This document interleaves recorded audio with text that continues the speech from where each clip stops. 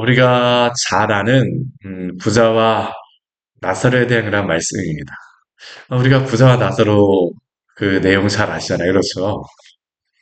저도 기억나는 게 주일학교에서 부자와 나사로에 대한 그런 설교를 또한 공과 공부 시간에 또 하였던 것을 어, 들었던 것을 기억을 합니다.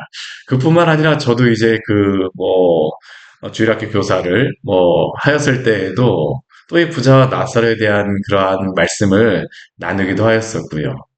근데 이 부자와 나사로에 대한 그런 말씀이 이게 부자와 나사로 하다 보니까 이게 부에 관련된 분명히 부에 관련된 그러한 부분과 관련하여서 말씀하시지만 이 말씀의 문맥적으로 우리가 보는 게 굉장히 중요합니다. 왜냐하면 이 말씀을 예수님께서 하시는 이유가 있어요. 이 누가복음 같은 경우에는 15장, 16장은 이게 비유에 대한 말씀이잖아요. 여러 가지 새로운 비유들이 나오는데 이 비유들이 대부분이 다 누가복음에만 나와 있는 비유들입니다. 다른 복음서에는 이 비유들이 거의 나오질 않아요. 이 오늘 부자와 나사로도 여기 누가복음에만 나와 있는 그러한 말씀입니다. 근데 이 부자와 나사로에 대한 말씀을 하시면서 예수님께서 하시는 그러한 이 말씀을 하시는 이유가 있어요. 이게 뭐냐면 앞에 14절 말씀에 보게 되면 이렇게 시작이 되어지고 있습니다. 바리새인들은 돈을 좋아하는 자들이라 이 모든 것을 듣고 비웃거늘. 바리새인들이 예수님의 말씀을 듣고 비웃고 있습니다. 왜 그들이 예수님의 말씀을 듣고 비웃을까요? 우리가 말을 하게 되면 이게 참 비웃게 되면 기분이 굉장히 안 좋잖아요. 근데 예수님께서 이 생명의 말씀을 분명히 전하고 계심에도 불구하고 이들이 앞에서 들으면서 비웃고 있는 겁니다. 그 비웃는 그 웃음, 소리를 내지 않는다 할지라도 은은하게 퍼지는 그 소리와 함께 또한 그들의 표정이 비웃는 그러한 모습이 있었다라는 것이죠. 왜 그들이 비웃고 있습니까? 바리새인들은 돈을 좋아하는 자들인데 예수님께서는 거기 그것과 어, 관련되지 않은 그러한 이야기를 하셨기 때문입니다. 반대되는 이야기를 하셨기 때문이죠. 뭐라고 도대체 예수님께서 말씀하셨기에 이들이 이렇게 비웃을까요? 앞에 13절 말씀을 보게 되면 예수님께서 이렇게 말씀하세요. 우리 13절 말씀 같이 한번 해볼까요? 집 하인이 두 주인을 섬길 수 없나니 혹 이를 미워하고 저를 사랑하거나 혹 이를 중히 여기고 저를 경히 여길 것임이니라. 너희는 하나님과 재물을 겸하여 섬길 수 없느니라. 아, 앞에 예수님께서는 불의의 제물로 사람과 친하여지라라고 말씀하십니다. 불의의 제물이라고 하는 것은 이 땅에서 하나님께서 우리에게 주신 여러 가지 것들을 말합니다. 재물도 있지만 우리의 시간, 재능, 지혜, 지식, 관계, 우리에게 주신 모든 것들입니다.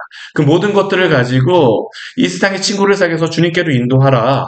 너에게 주신 그 재물이 그냥 너희가 잘 먹고 잘 사는 것으로서만 주신 것이 아니라 그 불의의 재물을 하나님을 위하여 쓰는 것이다. 누가 주인인가라는 것을 예수님께서 그것을 통해서 말씀하신 것이죠.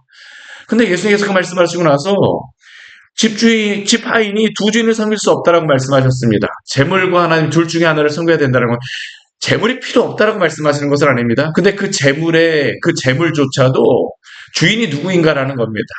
오늘 이 시대 사람들의 또 우리들의 그런 문제가 무엇입니까? 하나님께서 우리에게 그 모든 것을 주셨음에도 불구하고 재물이 주인인 것처럼 살아갑니다. 재물이 우리를 막 움직여가죠. 재물 때문에 웃기도 하고, 재물 때문에 슬퍼하기도 하고, 재물 때문에 사람을 미워하기도 하고, 재물 때문에 사람을 좋아하기도 하고, 심지어는 재물 때문에 하나님을 섬기기도 하고, 재물 때문에 하나님을 떠나기도 합니다. 근데 이것은 우상숭배입니다. 우상숭배예요. 예수님께서 분명히 재물과 하나님을 겸하여 섬길 수 없다라고 말씀해 주인이 누구냐라는 겁니다. 만약 하나님보다 이 재물을 더 중히 여긴다고 하게 되면 그것은 우상숭배입니다. 동시에 섬길 수가 없습니다. 동시에 섬길 수가 없어요. 이것 때문에 얼마나 많은 시험에 듭니까? 그런데 이 바리새인들이 가졌던 생각은 무엇일까요? 정반대의 생각을 가지고 있습니다. 하나님과 재물을 겸하여 섬길 수 있다라고 그들은 철석같이 믿고 있습니다. 왜 그럴까요? 그들은 재물을 가져야지 하나님께 복받은 사람이라고 생각하는 게 바로 그들이 가졌던 그러한 생각입니다. 재물을 가져야지 하나님께 복받은 사람이지, 재물을 가지고 참된 신앙인의 기준으로 삼았던 것이 바로 그들이었습니다. 오늘도 우리가 많이 이렇게 생각을 합니다. 재물이 있어야지 하나님이 축한 사람이라고 우리도 많이 그렇게 생각하지 않습니까? 기복주의적인 그러한 신앙, 사실은 여기로부터 계속적으로 나오고 있는 것이죠. 이 사람들에게만 이야기하는 게 아니라 예수님께서는 오늘도 우리에게 말씀하시는 겁니다. 이 사람들은 재물과 하나님을 동시에 섬길 수 있다라고 생각, 재물이 있어야지만 하나님의 백성이라고 생각하기 때문에 하나님과 재물을 겸하여 섬길 수 없다라는 이 예수님의 말씀이 이들에게는 비웃을 수밖에 없는 그러한 이야기였었죠. 그런데 예수님께서 뭐라고 말씀하실까요? 그 뒤에 말씀해 보게 되면 이들의 그러한 생각들을 가지는 것은 이들의 기존에 가졌던 율법적인 그러한 생각이 잘못되어졌다는 겁니다. 재물에 대한 하나님의 말씀에 대해서 잘못 해석하고 있는 겁니다. 예수님께서 그 뒤에서 말씀하십니다. 사람 앞에서 스스로 옳다 하는 자들이나 너희 마음을 하나님께서 아시나니. 사람 중에 높임을 받는 그것은 하나님 앞에 미움을 받는 거짓이라. 왜 그들이 이렇게 재물을 귀중하게 여깁니까? 사람 앞에 인정받는 것이죠. 그게 바로 사람 앞에 높임을 받는 그것, 재물로 인하여 그들은 사람 앞에 인정을 받습니다. 저렇게 그들이 잘 사는 게 하나님이 축복해 주셨기 때문이다. 근데 꼭 그렇지만은 않습니다. 그럴 수도 있지만 그렇지 않을 수도 있습니다. 이 재물이라고 하는 것은 일반 은혜의 그러한 그 영역입니다. 일반 은혜와 특별 은혜, 우리가 보통 신학적으로 이야기하는데 일반 은혜의 그러한 영역은 이 세상에 하나님께서 모든 사람에게 다 허락하신 그러한 것입니다. 열심히 일하게 되면 부유하게 될 수 있습니다. 이러한 것은 그리스도인들뿐만 아니라 넌크리스천이라 할지라도 열심히 일하게 되면 거기에 대한 그러한 열매를 맺을 수가 있어요. 하늘에서 비가 오는데 비가 오게 되면 그리스도인의 집에만 비가 옵니까? 그리스도인의 밭에만 비가 옵니까? 그렇지 않습니다. 동일하게 하나님께서는 일반적인 그러한 의미에서 모든 사람에게 다 베풀어 주십니다. 열심히 노력하게 되면, 정직하게 살게 되면 부유해질 수 있습니다. 근데 그리스도인들이 부유해질 수 있는 것은 무엇입니까? 단순히 사람 앞에서만 그리스도인이 정직하게 살아서 부유해지는 것이 아닙니다. 하나님 앞에서 정직하기 때문에 하나님 앞에 정직한 사람들은 부유해지지 않을 수가 없다라는 게 또 하나님께서 말씀하신 것이죠. 우리가 사람 앞에 정직하게 살고 또한 하나님 앞에 정직하게 살게 되면 사람들도 인정하지 않습니까? 이게 세상적인 그러한 방식이기도 하지만 하나님의 방식이기도 합니다. 근데 이 사람들은 그 부와 하나님께 복받는 것을 동일하게 생각하다 보니까 이들이 오해하고 있는 것입니다. 오늘도 우리도 그렇죠. 오늘도 우리도 그런 것입니다. 이것 때문에 신앙에서 떠나는 경우도 많이 있지 않습니까? 예수님께서 이것에 대해서 말씀해 주시는 것입니다. 근데 이게 단순히 부에 대한 문제가 아닙니다. 우리 뒤에 말씀해 보게 되면 율법과 선지자는 요한의 때까지 하나님의 나라의 복음이 전파되어 사람마다 그리로 침입한다라고 얘기하는데, 근데 우리가 구원을 받는 것은 율법 때문이 아닙니다. 무엇 때문에 구원받습니까? 오직 복음 때문이죠. 생명은 복음으로 말미암습니다. 우리가 무엇을 하냐 안 하냐보다 구원받는 것이 아니라 오직 예수 그리스도를 믿음으로 말미암아 이 복음 때문에 우리가 구원을 받죠. 그러나 이 율법적으로 살아가는 사람들은 단순히 문자적으로만 하다 보니까 이러한 오류에 빠지는 겁니다. 재물뿐만 아니라 이 뒤에 말씀을 보게 되면 우리 18절 말씀에 보면 예수님께서 무엇에 대해 말씀하십니까? 간음에 대하여서 말씀하시죠. 이게 영 그 의미 없는 것처럼 보이지만 그렇지 않습니다. 이게 재물뿐만 아니라 우리가 음란도 하나님보다 더 섬기게 되면 이게 우상숭배가 되는 부부 간에서만 남편과 아내에서만 하나님의 그러한 것이 가족의 그러한 남편과 아내 사이에 그러한 관계를 맺는 것이 축복이죠. 그런데 이들은 어떻습니까? 우리 18절 말씀에 보게 되면 무릇 자기 아내를 버리고 다른 데 장가드는 자도 간음함이요 무릇 버림당한 여자에게 장가드는 자도 간음함이니라. 지금 예수님께서 이 말씀을 하시는 것은 우리 신명기 말씀에 보게 되면 우리 누가복음에 나오지 않지만 신명기 말씀을 가지고 이들은 이혼을 할 때 그 이혼 증서만 써주게 되면 괜찮다라고 생각했습니다. 근데 예수님께서 마태복음 말씀에서 말씀하시는 것은 무엇이냐? 너희가 완악함 때문에 그렇게 한 것이지 하나님의 말씀은 그렇지 않습니다. 근데 이들이 마음대로 이혼하는 것은 무엇일까요? 여자가 조금이라도 잘못하게 되면 이혼 함부로 합니다. 오늘날에 남자, 여자 이게 떠나서 마음에 들지 않으면 쉽게 이혼을 하죠. 근데 예수님께서 말씀하시는 것은 무엇일까요? 간음함이라고 말씀하십니다. 음란함이 그들의 우상이 되었죠. 그들은 율법의 그러한 어떠한 것들을 가지고 장로의 유전을 가지고 하나님의 말씀조차도 마음대로 이리 붙였다 저리 붙였다 반율법적으로 살아가는 겁니다. 내가 율법을 지킨다고 하지만 지킬 만큼만 율법을 자기들 스스로 막 그냥 정의하는 겁니다. 근데 이러한 것들에 대한 그들의 삶에 대하여서 하나님이 그냥 내버려 두실까요? 이 땅에서는 물론 부유하게 살 수 있습니다. 복받은 것처럼 살 수 있어요. 근데 오늘 이러한 말씀을 하시고 나서 하시는 비유가 뭐냐 하면 바로 부자와 나사로에 대한 비유입니다. 이 부자와 나사로에 대한 비유는 우리 앞에서 불의의 재물을 가지고 사귀지 않은 사람에 대한 심판에 대한 비유이지만 하나님의 그 본질적인 그 말씀을 가지고 내 마음대로 살아갔던 그 사람들에 대하여서 하나님의 분명한 셈의 때, 심판의 때가 있다라는 것을 알려주시는 말씀이 이 부자와 나사로의 비유에 대한 말씀이죠. 우리 뒤에 나오는 그러한 말씀 우리가 잘 아는 그러한 내용입니다. 한 부자가 있습니다. 자색옷과 거운 베옷을 입고 날마다 호화롭게 즐기고 살고 있습니다. 이 자색옷이라고 하는 옷은 굉장히 비싼 옷입니다. 이 시대에. 오늘날 우리는 뭐 이렇게 저도 이렇게 색깔 있는 옷들을 입지만 이 시대에는 색깔 있는 옷을 입는다는 게 너무 힘들었습니다.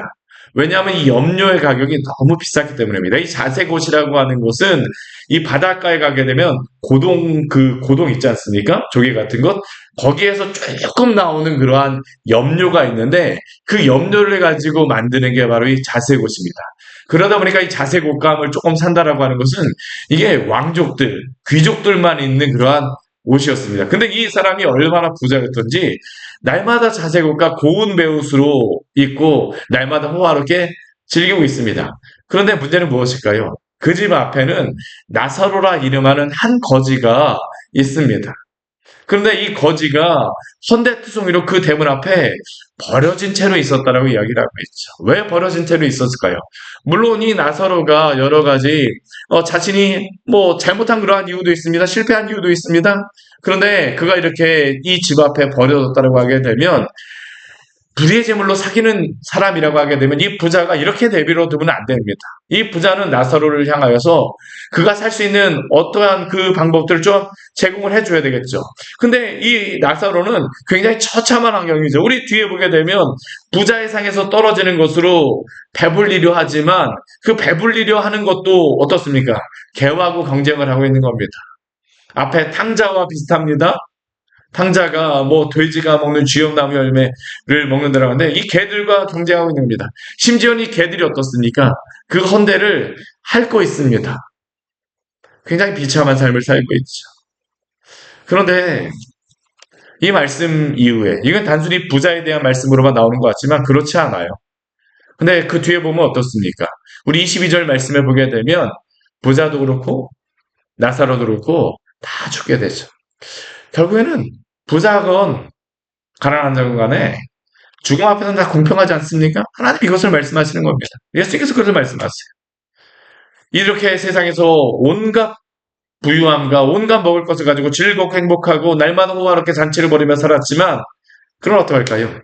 나사로도 죽고 부자도 죽었습니다. 근데 그 이후에 반전이 있죠. 어떠한 반전입니까? 거지는 죽어서 천사들에게 받들려 아브라함 품에 들어가게 되고 부자도 죽어 장사되었습니다. 거지는 천사들에게 받들려 아브라함 품에 들어갔다라는 것은 천국에 갔다라는 것입니다. 하나님께서 그를 기억하여 주셨죠. 비록 그가 가난하였을지 모르지만 영적으로는 부유한 자였다라는 게 바로 나사로에 대한 성경의 정의입니다. 가난해서 구원하신 게 아닙니다. 우리가 이 말씀을 보면서 착각하면 안 됩니다. 가난해서 구원하신 게 아니고요. 그가 하나님의 백성이었다라는 겁니다. 하나님의 백성이었다라는 거예요. 그래서 그는 아브라함 품에 들어가게 됐습니다. 세상적으로는 가난할지 모르지만 영적으로는 부유한 자였습니다. 이 나사로는. 주님만 의지하는 자였죠. 아브라함 품에 들어갔어요. 천국에 들어갔습니다. 근데 이 부자는 어떻습니까? 죽어서 장사되었습니다. 장사되었다는 그러한 의미는 사람들이 그를 장사했다는 것이죠. 아마 호화롭게 장사가 되어졌을 것입니다. 좋은 그러한 매장지에 많은 사람들에게 축복 가운데에 저는 뭐 구원을 받았을 것이라고 하면서 호화롭게 장사가 되었겠죠. 그런데 결론은 무엇일까요? 사람들에게 축복받으며 장사되었을지 모르지만 23절 말씀 보십시오. 그가 음부에서 고통 중에 눈을 들어 멀리 아브라함과 그의 품에 있는 나사로를 보고 음부에서 고통 중에 영 그는 죽어서 지옥에 갔다라는 겁니다. 음부로 갔어요. 지옥으로 갔습니다. 지옥으로 갔습니다.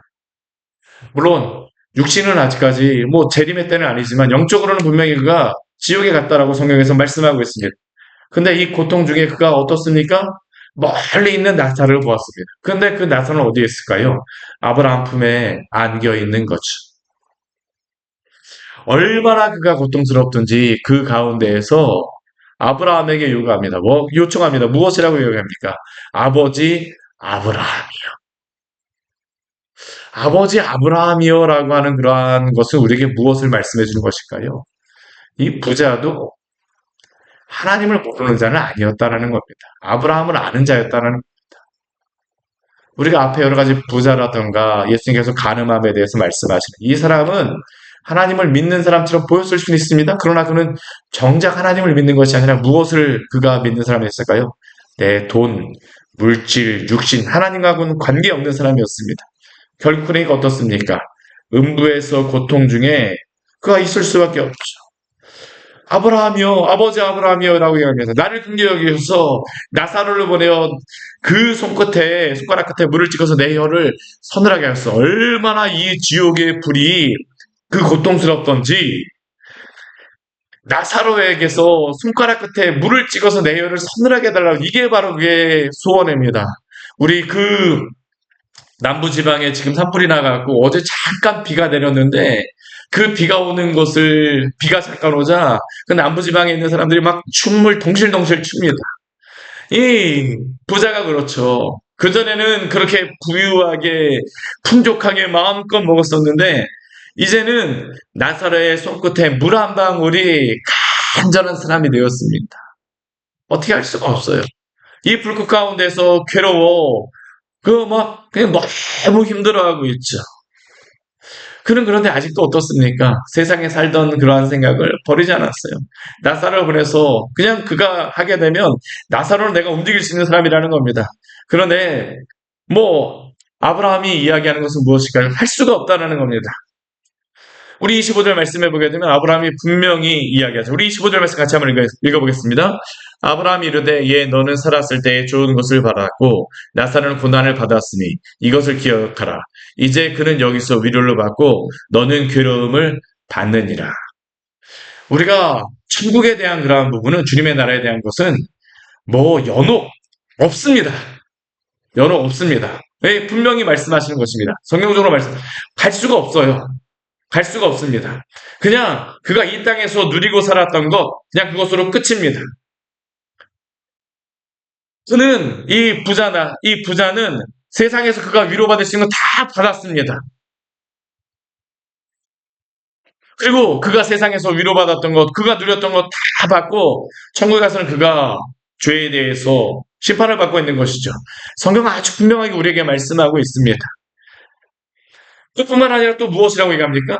천국과 지옥은 건너갈 수 없습니다. 큰 구렁텅이가 있어서 아브라함도 그에게 뭐 나사로도 갈 수도 없고 이 부자도 그에게 올 수도 없어요. 물 한 방울도 보낼 수 있는 방법도 없습니다. 그러니까 이 부자가 그 요청하는 것이 무엇일까요? 우리 뒤에 말씀을 보게 되면 자신은 알 수 없지만 우리 27절 말씀을 보게 되면 뭐를 이야기하냐면 그러면 아버지 구하노니 나사로를 내 아버지 집에 보내주십시오. 나에게 못 보내준다면 내 가족에게라도 보내주십시오. 왜 그렇습니까? 내 형제 5명이 있는데 그들에게 증언하게 하여서 이 고통받는 곳에 오지 않게 하여 주십시오. 이게 바로 이 부자가 이 아브라함에게 요구하는 것이죠. 그런데 아브라함을 통해서 또 성경이 우리에게 말씀하는 것은 무엇입니까? 그들에게는 모세와 선지자가 있다라는 겁니다. 그들에게 들으면 된다라는 겁니다. 모세와 선지자는 무엇을 이야기합니까? 신구약 성경을 이야기하는 겁니다. 이때에는 예수님이 오실 때는 아직 신약 성경이 없었으니까 구약 성경만을 이야기하는 것이죠. 모세와 선지자들이 있다. 구약에 모세가 쓴 모세오경과 선지자들이 기록한 여러 선지서들, 구약의 성경들을 통하여서 그들이 그 말씀을 들으면 된다. 그런데 이 부자는 어떻습니까? 그렇지 않다라고 이야기합니다. 아버지 아브라함이요. 그렇지 않습니다. 나도 그 말 들었었는데 모세와 선지자만으로는 안 된다라고 이야기를 하고 있죠. 안 된다라고 이야기합니다. 그에게 필요한 것이 무엇이라고, 이 부자가 무엇이 필요하다라고 이야기합니까? 모세와 선지자가 아니라 무엇인가 특별한 기적이 있어야 된다고 이야기를 합니다. 만일 죽은 자들이 그에게 가는 자가 있으면 그들이 회개할 것입니다. 이 기적을 보아야지만 그들이 변화될 것이라는 겁니다. 근데 31절 말씀 우리 같이 한번 읽어보도록 하겠습니다. 이르되 모세와 선지자들에게 듣지 아니하면 비록 죽은 자 가운데서 살아나는 자가 있을지라도 권함을 받지 아니하리라 하였다 하시니라. 아멘. 예수님의 말씀입니다. 비록 죽은 자 가운데서 살아나는 자가 있을지라도 권함을 받지 아니하리라. 기적이 사람을 변화시킬 것 같죠? 기적이 사람을 변화시키지 못한다라는 겁니다. 변화시킬 수도 있습니다. 그러나 기적만으로는 안 된다라는 겁니다. 우리가 이 말씀을 보면서 우리가 무엇을 할 수 있습니까? 예수님이 지금 이 비유를 하시면서 이 바리새인들에게 말합니다. 이 바리새인들 예수님이 하셨던 그 기적과 이적을 직접 본 사람들도 있고 얼마나 많이 그들이 들었겠습니까? 그런데도 이들은 변화되어지지 않습니다. 예수님이 이 말씀하세요. 그들이 기적을 보면 표적을 보이면 믿겠다. 우리에게 표적을 보여줬어. 근데 예수님이 그 많은 표적을 보여주셨음에도 이들은 믿지는 않습니다. 이 부자와 나사로의 비유가 참 이게 재미있는 것이 무엇이냐면 이 나사로라고 하는 이름이 여기 예수님께서 비유로 말씀하시지만 실제로 다 우리 복음서에 보게 되면 나사로가 나오는 그러한 장면이 있습니다. 어떠한 말씀입니까? 부자와 마리아와 마르다. 남매들이잖아요. 그렇죠? 그리고 요한복음의 말씀을 보게 되면 나사로는 죽었습니다. 3일 동안 그 무덤에 있었죠. 배로 그 몸을 동였습니다. 예수님이 나사로를 살리셨습니다. 나사로야 나오라. 그가 죽은 자 가운데 살아났습니다. 그런데 이 놀라운 이적이 일어났음에도 불구하고 시간적으로 보게 되면요. 오늘 이게 예수님이 올라가셔서 이제 예루살렘에 이게 거의 많이 차이가 나지 않았을 그러한 시점입니다. 그런데 이 나사로가 살아났음에도 불구하고 나중에 보게 되면 요한복음 말씀에서 어떠한 말씀이 있을까요? 우리 말씀 같이 한번 찾아볼까요? 굉장히 정말 충격적인 그런 말씀입니다. 우리 요한복음의 11장 43절 말씀 우리 같이 한번 읽어볼게요. 요한복음 11장 43절 말씀입니다. 예수님께서 나사로를 향하여서 외치시죠? 43절 말씀 같이 한번 읽겠습니다. 이 말씀을 하시고 큰 소리로 나사로야 나오라 부르시니. 우리 44절도 같이 한번 읽어볼게요. 죽은 자가 수죽을 배로 동인 채로 나오는데 그 얼굴은 수건에 쌓였더라. 예수께서 이르시되 풀어놓아 다니게 하라. 놀라운 이적이 일어났습니다. 근데 여기에 대한 바리새인들의 반응이 무엇일까요? 우리 그 뒤에 11장 53절 말씀에 보게 되면 이 이적이 일어나고 난 다음에 반응이 있죠. 11장 53절입니다. 이날부터는 그들이 예수를 죽이려고 모의하니라. 이들은 나사로가 살아나는 이적을 직접 경험했음에도 불구하고 결과는 무엇이냐면 예수님을 죽이려고 합니다. 이것으로 끝나지 않습니다. 우리 요한복음 12장 10절 말씀도 같이 한번 읽어볼게요. 요한복음 12장 10절 말씀입니다. 같이 읽겠습니다. 대제사장들이 나사로까지 죽이려고 모의하니. 지금 부자는 나사로가 살아나면 다 믿고 회개할 것이라고 했는데 실제 그러한 일이 일어나지 않았습니다. 오히려 반대 일어나죠. 예수님도 죽이고 심지어는 부활한 나사로까지 죽이려고 하는 것이 바로 이들의 반응입니다. 결국 오늘 말씀이 우리에게 말씀하는 것은 분명합니다. 기적으로 변화되지 않습니다. 기적으로 회개하지 않습니다. 그들이 아무리 기적을 본다 할지라도 그 패역한 마음과 딱딱한 마음, 길가밭과 같은 마음으로는 세상의 부를 하나님보다 더 귀중하게 여기는 그 마음을 회개하지 않고는 오히려 그 말씀이 그들의 마음을 더 딱딱하게 만들어버림을 오늘 말씀 우리에게 전하고 있죠. 예수님이 전하여 주시는 이 말씀을 우리가 마음속에 또한 기억하기를 원합니다. 경고하고 계십니다. 회개할 수 있을 때에, 주님 앞에 돌아올 수 있을 때에 돌아오고 주께로 돌아오라 우리에게 말씀하시는 이 말씀을 믿고 우리가 이 세상의 것들을 추구하며 살아가는 자들이 아니라 하나님을 믿음으로 정말로 돈과 하나님을 동시에 섬기려고 하는 것이 아니라 오직 하나님의 영광을 위하여서 이 세상의 것들을 위하여서 하나님을 추구하는 자가 아니라 오직 하나님을 영광을 위하여서 또한 그리스도를 믿고 날마다 믿음으로 살아가신 우리 성도님들 또한 이 복음을 전하는 귀한 복된 성도님들 되시기를 축원합니다. 같이 기도하도록 하겠습니다. 하나님 아버지 오늘 말씀을 통하여서 우리에게 귀한 은혜를 주니 감사를 드립니다. 우리가 잘 알던 말씀이지만 또한 이 말씀을 통하여서 부자와 나사로의 이 말씀을 통하여서 또한 우리 인생에 분명히 셈할 때가 있음을 또한 알려주셔서 감사합니다. 또한 이 복음의 진리를 또 이 말씀의 경고를 가지고 우리 주변에 있는 많은 주님을 믿지 않는 사람들에게 또한 우리가 경각심을 가지고 복음을 전하기를 원합니다. 그들의 마음을 열어주시고 부드럽게 변화시켜 주시옵소서. 오히려 말씀을 듣고도 변화되어지지 않는 그러한 사람들을 볼 때마다 또한 여러 사람들을 만날 때마다 우리가 상처를 받을 때도 있지만 그러나 주님께서 하나님 아버지 오늘 주신 이 경고의 말씀을 들었기에 저희가 쉽게 포기하지 말게 하여 주시고 그 영혼들을 위하여서 또 하나님은 이 시대를 향하여서 우리가 간절히 기도하는 귀한 또 성도의 그러한 우리에게 주신 그러한 사명들을 잘 감당하는 귀한 복된 성도 될 수 있도록 은혜 내려주십시오. 많은 영혼들 구원하여 주십시오. 주님의 나라에 갈 수 있도록 주께서 인도하여 주시옵소서. 예수님 이름으로 기도드립니다. 아멘. 오늘 말씀 같이 기억하시면서 기도하며 나가도록 하겠습니다.